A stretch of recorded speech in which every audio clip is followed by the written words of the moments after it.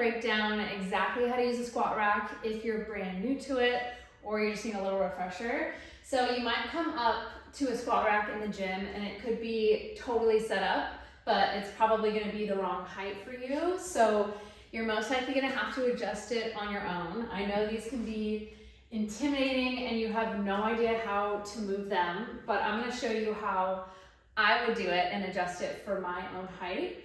So we really want the bar to be below our shoulders. So we wanna pick one of these notches here that is lower, and you can even stand right next to it just to make it really easy.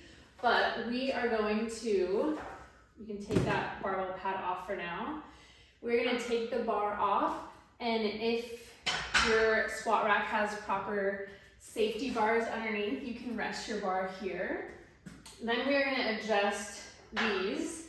So a lot of squat racks are different in terms of how you take them off and move them.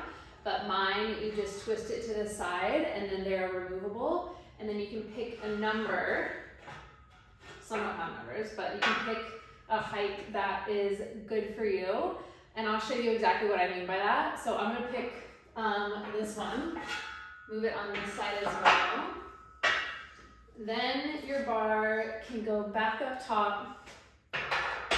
So this is definitely below my shoulders, and you want that because if you have a higher or heavier weight on either side, you want to be able to step underneath it, get in proper position with the bar resting on your back, not your neck, and you want to be able to lift just straight up. So you can see if maybe I picked a notch that was right here, I wouldn't be able to press up with the bar. I would have to go on my tiptoes, which is just very not safe. So let's do everything properly and safely. You're gonna wanna pick that below shoulder level. And then these are the safety bars. These are very important, especially if you're beginning or if you're trying to push a heavier weight than you would normally and you don't have a spotter. So these are helpful in that sense. If you think that you're in the lowest point in your squat and you're here and maybe you're on the last couple reps and you can't push it back up and you're kind of like, help, what do I do? You want to be able to just drop that bar here and these are going to catch it. So you don't want it to fall very far. So I'm gonna move these up higher to fit my proper height. And then it could be a guessing game too. That's totally normal to move these around at the gym. No one's gonna care or watch you. So don't think that everyone's watching you trying to mess with these. Let's see, 25.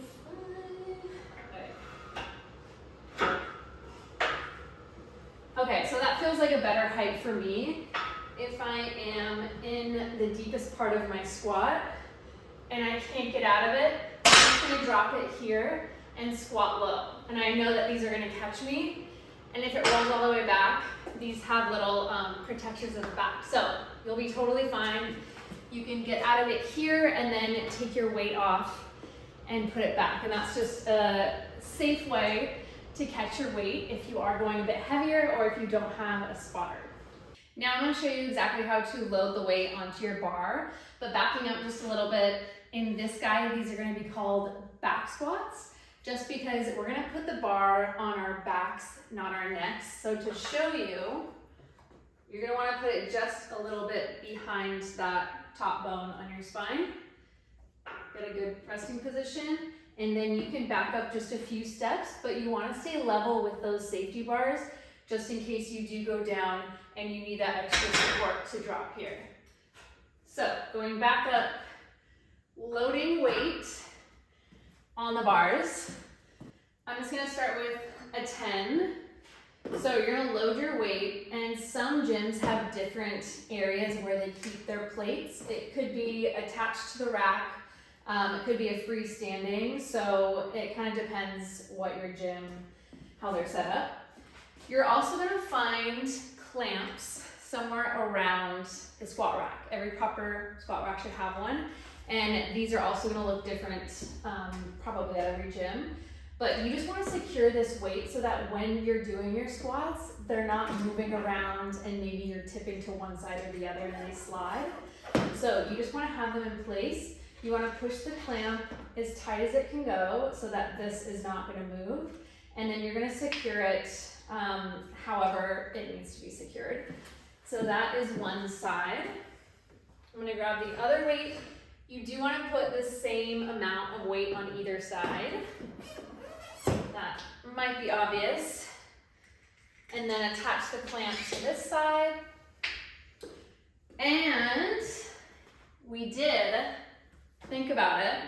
Rec Sweat does have a gym bundle with a barbell pad, a stretching band, and ankle straps that I'm going to show you on your cable machine video. But this is great, especially if you're new to lifting, to protect your back, make it so you're not bruised or sore, and you just get some extra padding. So you want to attach this barbell pad onto the bar, and then you're going to want to slide this up so that the opening here is just on the opposite side of where it's going to touch your back. So I just like to hold it in place on either side with my index fingers, and then you're going to want to grab either side. You want it to be centered, and you want to step underneath that bar, your feet planted parallel side by side, and then you're going to want to press up.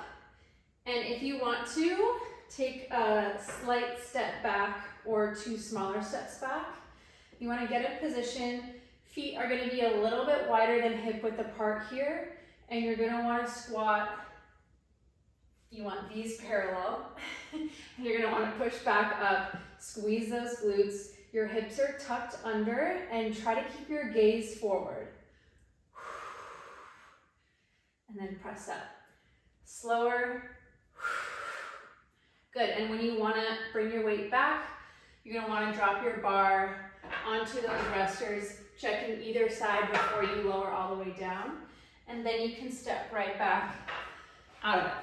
And then from there, you can go and either add weight or take off weight, but you do always want to put your weights and your plates away once you're done with it. Just as a courteous tip in the gym, always put your weights away. And then I just like to put the clamps anywhere near the squat rack. But once you put everything away, you can keep the bar there. If this is yours, don't forget it at the gym, so you can take it off.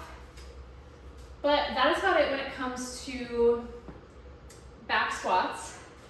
When it comes to pull-ups, if you do want to use this same bar of the squat rack, you definitely can. I'm just going to put that bar to the side. So we do also have pull-ups in this training guide, which I'm really excited about. A great way to be able to do a full pull-up is to start with assisted. Now, a lot of gyms do have assisted pull-up machines that you can add weight to, and you can actually pull yourself up and then change the weight every time. Or you can do something a little bit more convenient, and you can have your Recreation Sweat medium power band, and you can attach it to the top of your squat rack. All right, so to do that, you're gonna put one loop around this side, across the bar, then you're gonna open that loop and grab the rest of the band and pull it through, then press it up all the way to the top so that it's tight. And then if you feel comfortable, you can pull this down. You can also grab, a lot of gyms have little steps anywhere, just like a foot, 6 inches, just something you can step onto that's a little bit higher than the ground. But otherwise, I would just pull this power band down around your foot, make sure it is secure. We don't want it falling, we don't want your foot falling and the band coming up and hitting yourself in the face. So you can also secure it using both hands here. I like to just do one hop towards the bar, and then you're gonna wanna grab the bar with one hand. Make sure your foot stays secure. Grab the bar with the other hand, and you're gonna wanna extend that leg straight and do your best to pull up into a standard pull-up position. But again, this does take a lot of practice. I'm gonna practice a standard assisted pull-up. So I'm gonna grab one hand here and the other on the other side of the band. You want it to be pretty centered. Straighten those legs. I like to cross them at the end, and you're gonna do a full pull-up if you can. Try to hold it at the top for a split second. Lower, and another pull-up.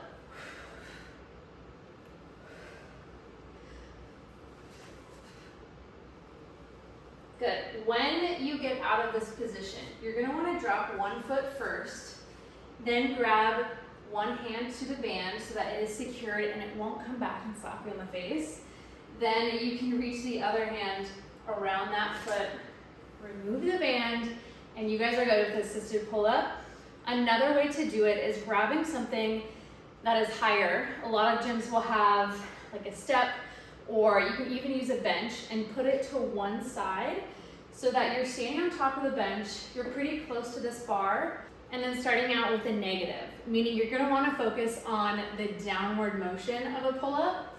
So if this were a bench, I know it's a lot higher, I'm gonna stand next to this bar and I am gonna do either position. You can do underhand grip to start. You're gonna wanna start here, and then you're gonna wanna lower yourself very slowly.